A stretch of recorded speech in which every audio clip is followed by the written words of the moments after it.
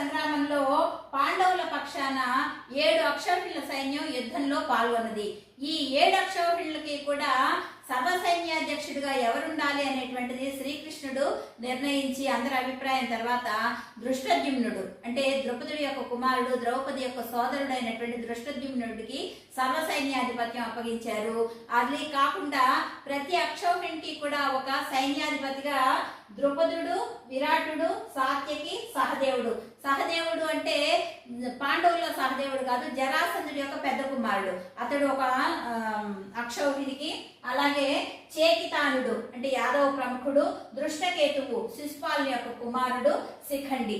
ఈ దృష్టకేతువు అలాగే సహదేవుడు వీళ్ళందరినీ కూడా పాండవులు వాళ్ళని జయించిన సందర్భంలో వాళ్ళందరూ కూడా వీళ్ళ పక్షం వచ్చారు.